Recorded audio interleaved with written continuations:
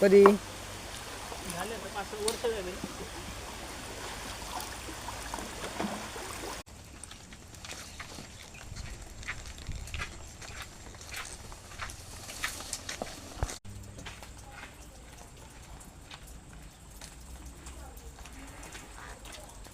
बस चालू चालू चालू कसं केलं तर काय हाल चलो चालू